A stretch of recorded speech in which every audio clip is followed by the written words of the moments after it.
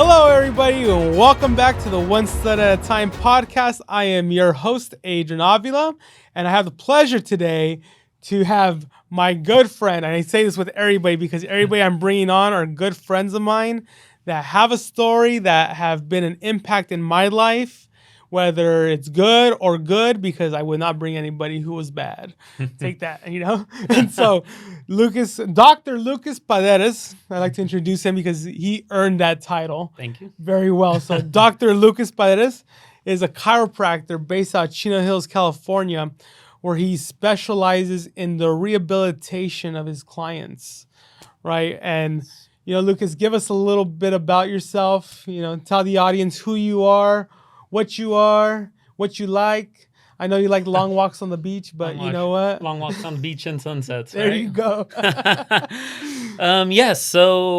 Practice out in Chino Hills, chiropractor. Just getting started actually in that office space, which is nice. So we are a little bit different in a good way, of course. So we are rehab focused. We are more than just your pop in for a adjustment and get out. We spend one-on-one time with our clients. We spend one-on-one time getting to the root of your problems. And that's what differentiates us from everybody else. Yeah. So it's not standard. Your care is going to be different than your friend's care, which is going to be different from his care. And all three of you guys may still have low back pain, but we get to the roots of it, what's causing it. So it's been a journey. It's been something that has been implemented just recently in our practice and with great success with our patients too. So it's been fun. That's awesome. Lucas, before we even get into this stuff, you have any like morning routines or evening routines that you do like to get ready for your day? Have coffee? No, you know what, man? I've tried to be one of those people with a morning routine. Yeah. For me, I just found out it doesn't work for me. My days from the time I get to work to the time I leave my office, very busy. So it's very go, go, go. So I find that my morning times and my evening times are my peace times. Right. So whatever that may be, whether that's reading, some nights I read, some mornings I wake up, meditate, some mornings I journal. But to say it's a consistent thing, by no means, man. I mean, I woke up this morning, I had to be at the office at 8. I woke up this morning at 7:10, made a coffee, jammed out the door. There you go. But it does set my day in a sense of my coffee. Right? Yeah, coffee's important, right? Coffee is. It's funny because like I drink coffee and people are like, oh, but like if you go off of it, you're probably getting hooked. And I go, I just drink coffee for the taste of it. The caffeine doesn't do anything to me anymore. I'm convinced. For me too, man. I was telling my girlfriend the other day, I was like, I think it's like, because I'm a morning person. So like she sees me in the morning and she's like, you have so much energy. And I'm like, yeah, like this is how I am, like without coffee yet. And then she's like, you don't need the coffee. I was like, I don't think so, but it's such a part of my routine now. And I still have the old school ones where you set the timer. Yep. And so that while I'm sleeping, it's starting to brew. So you wake up. You wake up and that first, oh man, my day's going to be great. Right? It's like that Folgers commercial back in the day, right? Exactly. They need to bring them back, man. I don't like the Keurigs. But you know what? I'm not an instant coffee guy. So no. I can't do the instant coffee. I've tried. I would. That's like worst case scenario. I do have a jar always, just in case I run out of mine. Same here. Because I'm notoriously bad at estimating how long my coffee's going to last. No. I get you. And you say you read, what are you reading right now?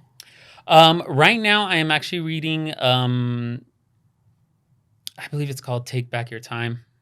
Oh. I honestly can't remember the title of it. I think I know what you're talking about. Yeah, it's a blue cover. My mentor, actually, he sent it out to us. Yeah. I believe the author's name is Dan Martell. Gotcha. And it's just about how to regain your time. It's a great book. I'm a slow reader, man. So, I mean, a chapter and I'm like, it's been a while already. So it's been a minute. Yeah, I'm big. I know me and you talked about Audibles the other day. Yeah. And Audibles have been a huge game changer for me recently because I drive a lot. So I've kind of stopped reading as much and did more of the audibles while I'm driving because I used to just listen to music. I was sick of music. I do listen to some podcasts here and there. And then I started to get into the Audible train. So now a majority of my reading per se is Audibles. Yeah, that's awesome. So, I mean, there's always time to enrich the mind, right? Of course, yeah. So that's awesome. Yeah. A little bit about you, Lucas. I know you went to school for chiropractic. Mm-hmm. Where'd you go to? It's a mouthful. You ready? Go for it. Southern California University of Health Sciences, Okay. formerly known as Los Angeles Chiropractic College. Gotcha. But you also went to a college previous to that too, Correct, right? for my bachelor's. For your bachelor's. Yeah, I got my bachelor's at Penn State, bachelor's of kinesiology with a focus on movement science at Penn State. Then I came back down. There's only a select amount of chiropractic schools. Right. I think only 13. I could be wrong. Jeez. So I was stuck between staying out there and going to New York or the one here. Yeah. And the one here is cheaper in a sense of that I wouldn't have to pay for housing. Yeah, exactly. So I came back home and it's been great. Awesome. And growing up, is that always what you wanted to do was chiropractor? Absolutely not, man. No? What you want to do? Absolutely. I knew I wanted to be in the health field. Gotcha. But I didn't know what exactly. And I think it was good that I knew I wanted to be in the health field because out of high school, I was at least able to focus on that. And in college, it was more of figuring out, okay, what not in the health field I want to do instead of just, okay, what do I not want to do and don't want to do? Right. So it was good to focus it. And I remember I thought I was going to be first a medical doctor. I wanted to become a pediatrician at first. Then quickly realized that wasn't for me after more research. And then PT, physical therapist for probably about 2 years or so. Yeah. Pretty much until my senior year. And then at my winter break, I was just all like, I can't do it. I can't do it. So I remember coming home and I was with my dad that night and I was telling him, I was like, so I know I graduate in 6 months, but I don't know what I want to do. He lost his gasket, man. I mean, he lost his gasket because he was like, what do you mean? How do you not know what you want to do? Yeah. You graduate in 6 months. You better figure it out. And I was like, I don't know. Yeah. And so that's how it stood for about like a week. And then he's like, have you ever thought of chiropractic? Because he was going to his chiropractor. I was like, I don't even know what that is. And so I went with him to his chiropractor and shadowed him for like 2 days. And the most valuable part of it was he actually sat down and had a real conversation with me about what the profession is. And when you go into chiropractic, it's important to know that because yes, you have the doctor name, but it's not all the rich and glamorous things of having the doctor name that one would assume. You're still very much looked at as a lesser than. You're still trying to struggle to get people on board, and you very much have to pave your own way. Right. It's not like I could go work for Kaiser or work for St. Jude, and they'll start me out on a good thing, and I could just kind of cruise that to retirement. Yeah. And as well as other things such as what people think of you. Some people still think we're quacks and we don't know what we're doing. There's other people who, swear by us and people who are in the middle. And I think that's what helped me kind of decide like, yeah, that's what I want to do. And seeing how many avenues you could go into. You could go into sports. You could go into pediatrics. You could go into rehab. And I think that's what was like, okay, I think this is what I want to do. Yeah. But then going into school, I mean, I felt like the oddball because everybody was like, oh, yeah, chiropractic changed my life. It helped me, blah, blah, blah. And they're like, so why'd you want to find out? I was like, found out a bunch of things that I didn't want to do and kind of threw the dart at here. So let's see. Let's see what happens, right? Yeah, but it's been, it's a good choice. I mean, it's a great choice for me. It's a great profession, but again, as long as you know what you're getting into. Yeah. And I think that's where the miscommunication is sometimes in what people want to achieve. Yeah. No, that's awesome. And like you said, you didn't know anything about it. And you just we're like, all right, let's go for it. That was, and that was a crazy thing because, that first 6 months of chiropractic care, chiropractic school, it was real in a sense of, crap, do I want to do this? Yeah. Like school's hard. It's harder than undergrad. It's challenging you and you're just like, I don't even I have very minimal experience of this. How do I even know that this is what I want to do? Because you also don't come from a family of medicals, right? Correct. And before my dad, I didn't know anybody in my family who had chiropractic care. Yeah. So I was all like, oh crap. Like, how do I know that this is I'm even going in the right direction. So I see how much I pay per semester, and I'm like, it better be, but you never know. Pretty dime right there, right? Yeah. Man, but I mean, it was a learning experience, right? I think it's great that you had that opportunity, right? Mm-hmm. And you found the love for it, because I mean, for those who don't know, Lucas has been my chiropractor. Lucas has adjusted me. And like he says, it's not your typical, what is it, like your snap, crackle, pop, Right. Mm-hmm. Like, what is it? They adjust your neck, crack your back, put you on your side, both sides, Boom, boom, and boom. let's go, Yeah. right? Like, it's not that. It's actually the care, and like, let's find the root cause of what's going on. Correct. Right. And I mean, yeah, it's chiropractors too are like frowned upon still, right? From the medical board, like, oh, you're just cracking bones. And it's like, there's more to that. Exactly. Like there's more to it. And I think the distinction comes from just there's so many other ways to practice chiropractic that we're not unified as a profession. Yeah. That some of them do still believe in the snap, crack, and pop, which is fine, but it's fine for certain populations and certain things. There are other people who believe in other types of chiropractic care where you get these people that, like, at me as a chiropractor, I'm never going to go and attack another technique and just say, oh, they're wrong. Yeah. In my head, I'm like, that's a little weird, but whatever, man, you're getting results. And I sent you a few, right? I'm like, hey, dude, have you seen this? Yeah, you'll send me something like, is this legit? I'll be like, I wouldn't do it, but I mean, if you were to see some of this stuff, I'm like, you see results, and hey, to each his own. Yeah. And I mean, this transitions me in, but you even said, like, you guys had to pave your own path, right? Yeah. So when you started in, being a chiropractor, where'd you start at? So my first job was actually one of the places that I was an intern at. And he ran a good clinic out in Diamond Bar for. Is that where I met you? Yes. Okay. Yes. Perfect. For plenty of years. He's moved now. He's no longer there. But it just wasn't something that. It's funny because looking back on it, I think that long term that should have been the place I've been at. But short term, needing the money, needing the loan payments coming through, it wasn't the right spot because it was kind of, bring your own patients. I get a portion, you get a portion, typical chiropractic like contract stuff, and it just wasn't enough yet. So I left there. I worked at the Joint. Everybody knows the Joint, and I have good experiences with there. I'm not gonna bash them. There's a time and place for certain things. They've had a good they have a good model, and it's good for certain people. And then in the meanwhile of all that, I was doing house calls. I worked at a gym, out of a gym, kind of perfecting my own craft instead of how somebody else wanted me to practice. Right. And so that's been my journey the last really 3 years, this last year and a half or so, focusing on my end instead of working for somebody else and how they want me to practice. Yeah. And being able to start up and, like I say, like we struggle when we get out of our education side, right? Or when we're starting the business. And kind of with you were starting the business and coming out of school at the same time.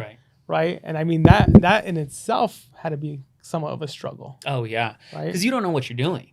And I mean, like, and they never teach you that, especially in chiropractic school. I mean, it's crazy because the most successful chiropractors are the ones that have their own clinics. Yeah.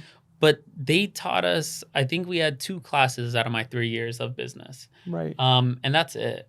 And they don't teach you how to price point. They don't teach you how to, talk to patients about all that. And so you get thrown out there, and like me, I get thrown out there and I'm seeing these patients and I'm just like, $40? Like, does that sound good? Does that sound good? Like, you have no idea how to have these conversations. And other things that the business entails, marketing yourself and everything like that. And so, as my office has just opened at my Chino Hills location, that's still something that I am dealing with currently. Now I have an office, I have more responsibilities in a sense of lease and bills and all this other stuff that comes with it. And it's all like, okay, how do I market? How do I market effectively? How do I get the words out there? How do I get even the right patients? Because not every patient is a right patient for me. For you. And you may not be the right chiro for them. Exactly. So how do we talk to them about that? And so, when I got out, man, I mean, I was in true almost hustle form of let's just get the name out, get my reputation out there. And it has been beneficial though. I mean, I started in Chino Hills, getting my name out there, Chino Hills Diamond Bar, Chino location. And the good thing is that now I have a lot of great patients who still refer me plenty of business.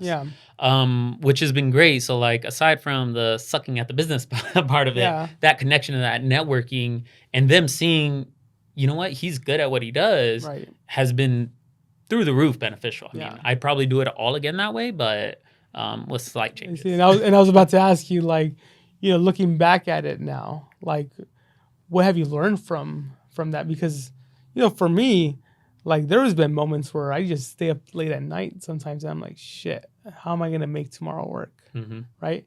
And we get into these worlds of shit, what's happening, right? And we're realizing we're on our low and not our high, and like, what are we doing to come back onto that high again? Yeah, so I think,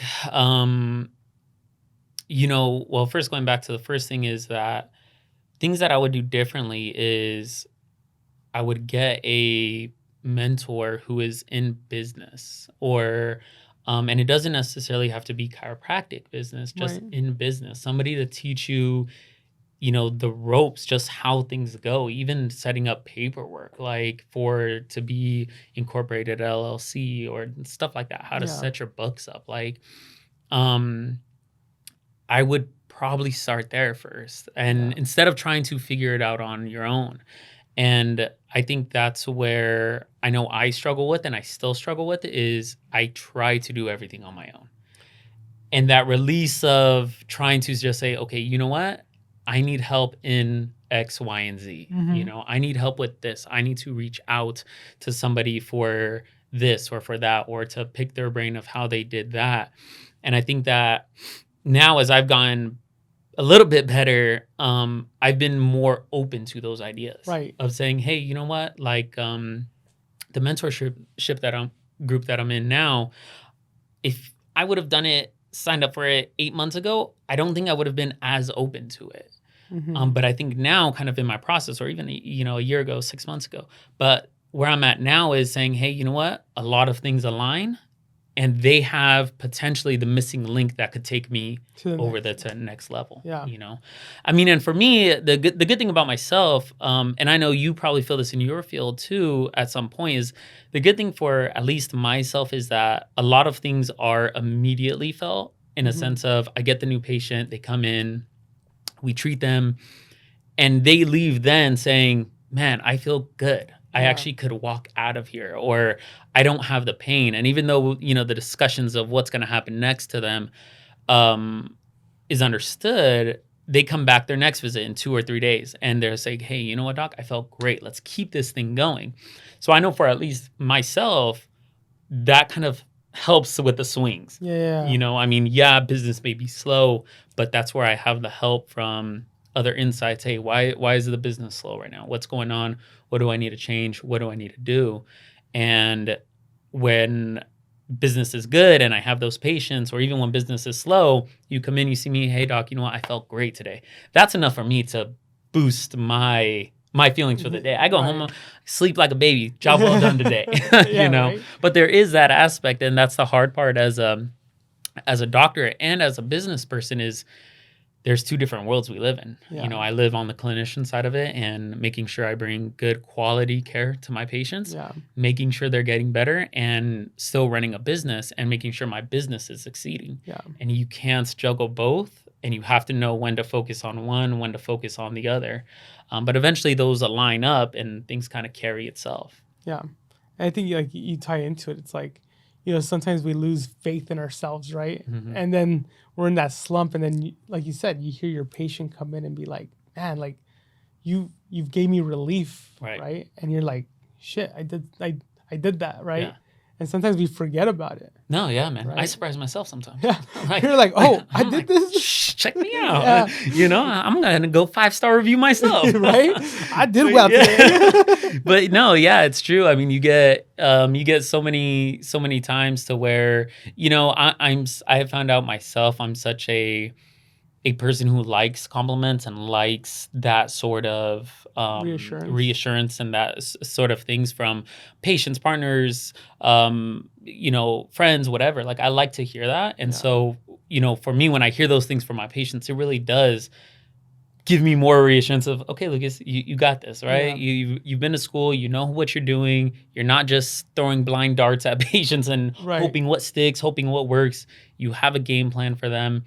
You're gonna get them better, and and it helps that reassurance. Yeah, I mean, for you, like, what has been the biggest like struggle from, coming out of chiropractor school to now, right? You know what? Just figuring out how to make it, and when I say make it, in a sense of financially, right? I know we just kind of hit on it in a sense of I am very confident in what I do. Right. I think I am pretty darn good at what I do, and I have a lot of confidence in getting almost all of my patients out of pain. Yeah. If they're willing to stick with me, if they're willing to listen to me, do what I tell them to do, come to their office, I have no part in the clinician side of it in a sense of confidence. Yeah. But it's the business side of the numbers, right? Yeah. And I have chiropractic school is crazy expensive. And then, okay, especially now in today's times, okay, well, how are you going to plan for retirement? How are you going to pay that loan back? How are you going to get a house? Yeah. How are you going to have kids? I don't have kids yet. How are you going to have kids and afford for them? Yeah. And then these numbers start going. And I think that's been and it still is, the struggle today of how do I make it work to where I'm not sacrificing my integrity or how I handle and treat my patients, but still get and make myself financially free or in a financially better situation, Right. And so I think that's been the new struggle. I know I'm on the path, making my own practice. I'm on the path. That's how the first start.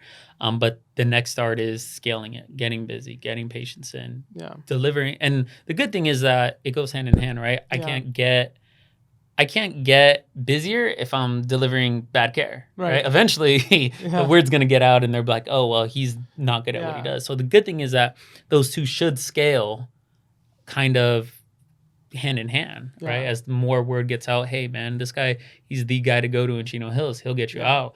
That will all kind of carry itself. Yeah.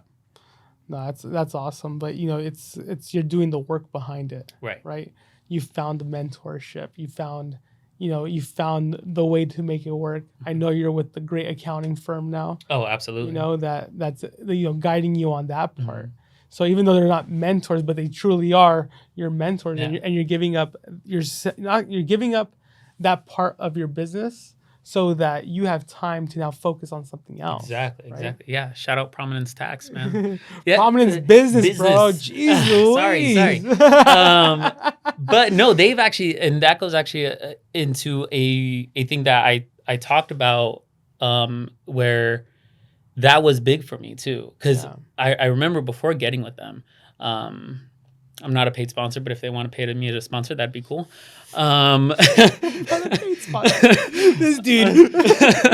But anyways, before I got with them, I remember Googling and YouTubing how to create books, how to account, how to pay yourself, how to do this. I would reach out to people and, hey, how do you pay yourself? How do you do this? Dude, I got so freaking frustrated. And you get so overwhelmed that you quit and you're like, whatever, I'm just not there yet. That's what I always thought. Like, I'm just not there yet. Why do I even need to worry about it yet? Yeah. Then I got with them and they just take care of that. And it's such an ease now that I don't have to worry about that. And it's just a phone call when I have hey, could I do this? Or, hey, am I good? Yeah. What's going on? Or when I meet with them quarterly and they tell me, hey, you're on track, or this is what you need to be done. Right. And just knowing I don't have to deal with that. And I'm okay with that. And that was huge for me, of just saying, hey, like if you were to ask me out on the streets, hey, how are your books? How's your accounting? I don't know, talk to my people. Like, talk to my people. Exactly. You know? Like I got people. I got people. I don't need to know that. And it allows me to focus on the business aspect, the other things that I got to worry about. And I think that's where, I say we take big risks as being entrepreneurs, right? We both took a risk, right? We were both working for companies, Right. and we say, fuck it, let's go do this for ourselves. Right. And now we're like, oh shit, okay. Like, we had guidance on the practice. Right. Right. But man, when it came down to the business and working on the business instead of in the business, like that's when the oh shit moments happen. Right. And so like, taking that risk, like, what did you feel? Like, what were you going through when you said, you know what, like, I'm doing this shit on my own. Like, I'm just like, I'm like, like, I got this, Nervousness, anxiety, I mean, name the whole bit. Those feelings were probably there. Right. And they still are. Again, I'm very much still in the mud of, hey, what numbers do I need to hit to make next month still happen, you know? And I think, yeah, man, I mean, my feeling, it was a lot of doubt. It was a lot of doubt. Yeah. Can I do it? Will I do it? Yeah. Am I strong enough to do it? You know? Will I be willing to weather the storms and the good times? Yeah. What's it even entail? I mean, I know I'm good at what I do, but I mean, these people that have been seeing me, at these other offices, I don't do the marketing. Yeah. I don't make these people come in. The people are just lucky that they got into the office, saw me, and and they're the ones that are happy they found me. But and I think so, again, in that feeling of, oh crap, what if everything just goes wrong and I made the worst bet against my life? Right. But at the same time, I think that's what drives me as well, is that I truly believe as long as I continue to put in the work, I won't, right? Yeah. I won't fail. I mean, will I grow as fast as I want to? No, maybe not. But Right. that failure aspect is probably not in there because of how hard I'm willing to work to not make that happen. And I see you as the guy that I don't use the word failure, I use it as lessons, right? And so you use those lessons, right, to actually fuel the fire. Right. And so, like, I mean, I've gone through shit where, like, I underbid a project or something like that, right? And I just use that to go back to my processes and be like, you know what? Like, no, I got to come back and see why I did what I did and just and make a better choice after that and change whatever that thing was, right? If it was like, if I underbid something, why did I miss something? Right. Was it because I wasn't focused? Was it because of certain things? Right. And so, I just use that to fuel me. It's like, all right, you know what, dude? Like, I'm not gonna let another one, come past me like that. Right now, I'm gonna put my due diligence even more so. And now I'm adding this to my contract or this to my proposal. Right. And now, it's just my learnings from it. Right. And I think what you said is true. I mean, I have a bad habit of saying failures instead of lessons. I need to switch it. I'm trying, man. I'm trying. But you're growing, dude. Yeah. And that's what I love about it. Exactly. And that's why when I talk to you about it, and that's why I'm like, you know what? Like, the growth that you've had, like, from when I met you, right? It's just been night and day. Yeah. Appreciate it. Right? No, yeah. But it's, I tell people, it's like the mentoring is huge. Of course. Right? I mean, I have not just one mentor. I have several mentors, right? Several people I can call and be like, you know what, dude? Like, I need a third eye to look at this. I need another ear to just hear me out and see if I'm missing something. Right. And that's where we like come in. And that's why I started the Anubis. I'm like, dude, you know what? Like, if I can mentor other people coming into the entrepreneurship, why not? Because like you said, at school, what do? They teach you not even like a basic foundation, right? They don't give you the studs to build the house. They're like, here's just what you need. Like, this is just like the bare minimum. Figure it out on your own, right? We all did it. Right. The beauty is I did have some mentorship when I started the business, but not many people have that opportunity. And I just tell people, it's like, dude, no matter where you are in your business, you should have a mentor. Right? You should be gain mentored one way or another, because it's always growth, right? We're not going to be satisfied with our 2 clients, right? It's like, no, we got to grow. We got to continuously grow, right? And so, like, when I go through my lessons, it's like, shit, okay. Like, now I can help the next person, Mhm. right? Not get taken advantage of, Right. or the next person have more clarity on what they're doing, Right. right? And so I go back and it's like, what's the biggest insult I ever got in my life Mhm. was, Adrian, you're fucking cocky, Yeah. right? Right. And this is from my girlfriend that tells me sometimes, but I tell her, no, it's confidence, right? Right. I'm confident in what I can provide to people. I'm confident on me delivering the project to them, Right. right? I'm confident that I can hold your hand and tell you, look, dude, like this is the way we got to do this shit. This is the guidance I got for you, right? But we all get these insults, right? And so I just use it as it's my field to be better, Right. right? And so and in the chiropractor world, the insult is you guys are all quacks, Yeah. right? Yeah. You guys think cracking a bone's gonna fix this person? It's like, believe it or not, it does, Right. Because I tell people too is that when we're stressed out in life, what happens to our body? That gets tight. It gets tight, it tenses up, right? And you provide a service that it's not medicine. You're not giving them pills. Right. Right now in society, it's, hey, take this pill. It's going to make you feel better. Exactly. Right. Exactly. Take this pill. It's going to make you feel better. But I started to learn, it's like, you know what? No, chiropractic care helps. Mhm. Mentorship helps. Personal development helps. Yeah. Right. And you put these three things together, you don't need a damn pill. Right.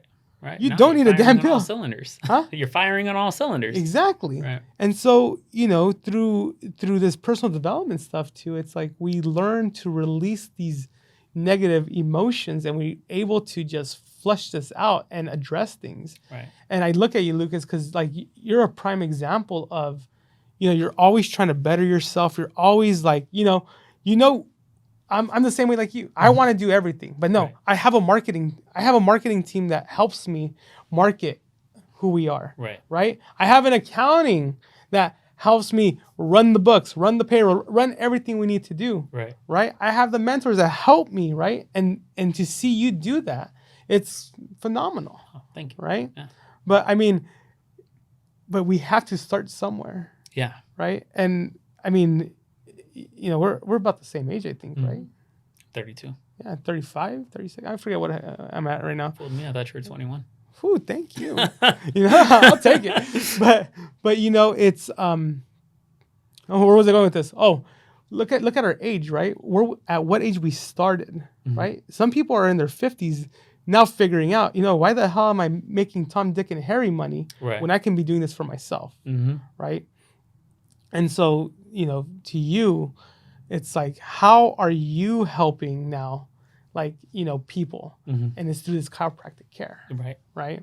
And now I told you about functional patterns, and you're dude, this is like next level stuff, right? And I'm like, dude, this is awesome. And so, I just feel that your service to society kind of pumps the brakes a little bit on making it pill popping happy, Oh, yeah. Because dude, how many people are out there taking Vicodin because they have a back pain they don't want to address, right? How many people are out there with depression because, believe it or not, our body holds things in, and if we can't release it, it just builds up to other things. Of course. And I just feel that with the chiropractic care that you do, and now you see the benefits of mentoring, right? Do you see yourself mentoring other chiropractors out there that are coming into the field? You know what? I don't know. It's funny. My dad actually asked me that the other day. He's like, because I was telling him, and he's like, maybe one day you could be a mentor. And I don't think I'll do it in the chiropractic space. I don't. I think I would do it more in the entrepreneurship space more than the chiropractic side of things. But I don't know. I always go back and forth because, again, I'm so confident in what I do, and I've learned so much, and I apply it, and the way you kind of how I critically think about my patients. And again, like I said, it's a true saying in my office that every patient is different.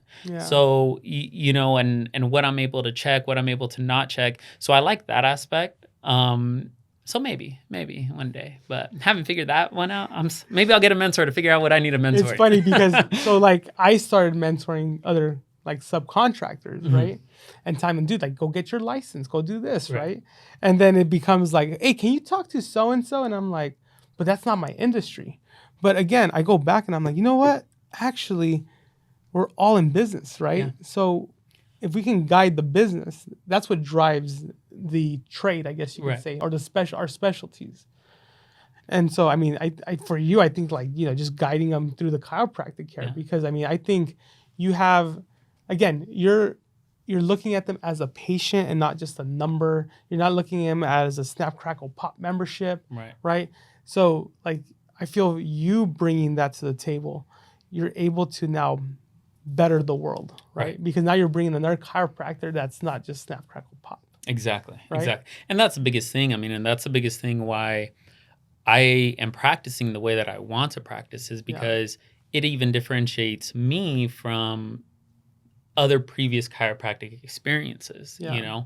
And again, not to bash and say that those were wrong, but that's not just what you needed. And it's important to figure out what patients not only need, but what they want, right? Because like if you just want pain relief, hey, I don't care about anything, doc. My low back just hurts. I just need it fixed. Okay, well, I'm not the clinic for you. But hey, doc, you know what? This is affecting X, Y, and Z. I need this to do better. This is why I want my low back pain to be gone. Okay, well, you're my guy now. Now we could talk, right? And so I think that that's why it's important for chiropractors, and we are different, because a lot of patients, after they get care of us, they're like, well, you're like a chiropractor, but you're also like a personal trainer and physical therapist. You're like kind of all mixed in one. I've never had 30 minutes or 40 minutes with a chiropractor, or even up to an hour with a chiropractor. Like, are you sure? And but it's just about bringing that care that the patients need, you know? But to hit on what you said earlier about how like they're telling you to mentor in, you know, other spaces that you aren't necessarily in, I think that's huge, you know? And I think it's huge because like for people like myself, where my parents did a great job raising me, I never struggled for anything. My parents always provided whatever I needed. But we don't have business owners in my family. I'm the first one. So when I decided this, you could get information through Google and YouTube, but you realize that it's not very efficient. And you realize it's like this, right? Yeah, it's not like here. Exactly. You're like, how do I start a business? And it's like everything comes up, and you're like, oh crap, never mind, never mind, because where do I even start, right? Or like even like LegalZoom or stuff like that. Like they didn't even tell us in chiropractic school if I had to be a LLC, if I had to be a corporation, the difference between the two. I didn't know until after I filed my papers to be a corporation. So I tried to do a LLC. They said because I'm a health service, medical service, I can't. So I have to be a corporation. And so I was like, okay, cool. So I filed my paperwork for the corporation, sent it up to the board. The board didn't say anything to me. It's been like 6 months, nothing from the board. And I'm sitting there like, so I call them. Yeah, I'm just wondering where my paperwork is. And they're like, what's the name? Oh, we don't have a corporation under this name. Are you sure? I'm like, yes. And then, you know, we go the back and forth, and they're like, oh, because you didn't do it as a professional corporation. Are you serious? How do I fix it? I'm talking to the board lady now. How do I fix this? Oh, well, you should call a lawyer for that, and they may be able to help you, or whoever did your paperwork, they should be able to help you. And finally, I got to the right person, but that was, you know, whatever amount of money that I spent just to be a corporation, just to pretty much say, scratch that. This isn't the one. Yeah, like I need another one. Here's there $1,500 I got to throw out, right? So I think the more that people have access to people like yourself, or mentors that just start kind of from the ground up, is a very huge thing, because it probably would have, if I would have had access to that, and if I would have been open to it, that's a huge thing. But if I would have... You heard that, right? If he was open to it. If I would have been open to it, and if I would have had access to it, I think it would have jet streamed even by 6 months. I mean, I don't expect it. You know, I've been in practice now for 5 years, and I'm barely getting my first, you know, office brick and mortar. but I think it would have jet streamed maybe even by 6 months, 8 months, even Yeah. a year, which could have been thousands of dollars, Yeah. you know, saved or, you know, in the profit, Yeah. simply just because I didn't know what direction to go in. Yeah. You dropped me off in the desert and said, this is the desert of becoming an entrepreneur and opening your business. Figure it out. Hope to see you on the road. Yeah. And I was lost. I had no idea what to do. Yeah. No sense of direction. No. Yeah. And what do I start with? What do I do? What do I, even, you know, getting my office space. I mean, even that was just, well, what do I do now? Yeah. It's like I have the office. I have it. So what now? What Yeah. paperwork do I need? What do I need to do? You know, and the city's no help. The Google and YouTube only help you so much. But Right. I think having that guidance there, and that's why I truly think one of the biggest things is that I wish I would have done the mentorship sooner. I wish I would have been open and not been afraid to ask questions and to reach out to even people I know. I mean, even you, I mean, me and you have been friends for a while now, and I could have at any time just simply called you, you know, and just been like, hey, Adrian, I'm doing X, Y, and Z. What do I got to do? Yeah. You know, and if you have people like that in your life that they may not be in your profession, but they've doing something that you want to do, reach out to them if you have questions. Yeah. That's what you got to do. Yeah. They're there for a reason, and 9 times out of 10, they're not going to tell you no, or they're not going to say, I figured that out, so you figured out. Yeah. They're going to welcome you with open arms. Yeah, and you know what? I'm one of those people that, like, I will struggle to ask for help, but it's been one of my learnings, right? Right. And so now it's like, dude, you know what? Like, it doesn't, you know, I'm like, oh, yeah, can you help me with this? Can you help me with that? Yeah. Right. And, you know, it helps, right? And it helps you grow and flourish. But that's awesome.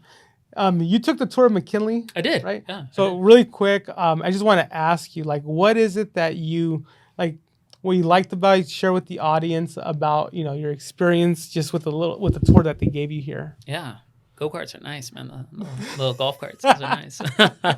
No, but seriously, you know what? It's a nice campus. Yeah. And there's a lot going on here that is super beneficial for these kids, right? Yeah.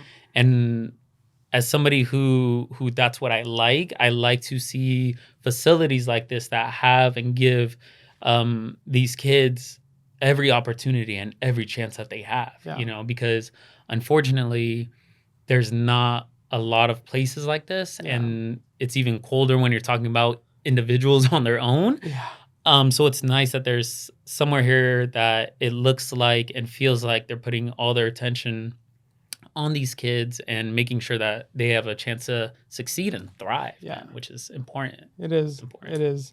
And I'm just curious to see what we can bring together to McKinley, you know? Yeah, no, I definitely think it's funny as we were driving, that was truly something that I was thinking is okay, how could I bring something to here that would be beneficial? You know, I mean, I think there's definitely opportunities there for us to collaborate or do something. That's awesome. Yeah, we'll figure something out in the future. But Lucas, before we end, let the people know where they can find you. You know, we will, you know, we'll put all your stuff in the description down below, but, you know, just give people, you know. Perfect. Yeah. Located in Chino Hills, Enhanced Chiropractic in Chino Hills. We have just opened. You could find my Instagram at Dr. Lucas Paredes. We have our website, our link up there to make all your appointments. Just stop by the office. We take walk-ins as well. And would be very excited if you sound like you're one of the people that need our help, individualized care, one-on-one care, get actually to the root problems of what's causing your pain, then definitely hit us up and we could get you going. Awesome. And like Lucas said, you guys, you know, when it's time to find a mentor, open up to it. Take the advantage of the people around you in your community. Ask for help. It doesn't hurt. There's nothing to lose, everything to gain. Remember that, you guys. So with that being said, thank you for tuning in. Thank you, Dr. Lucas Paredes, for joining us. Thank you. I am honored and privileged to have you on here. Thank you. And you guys, on for the next one. We'll see you on the next show, you guys. Take care.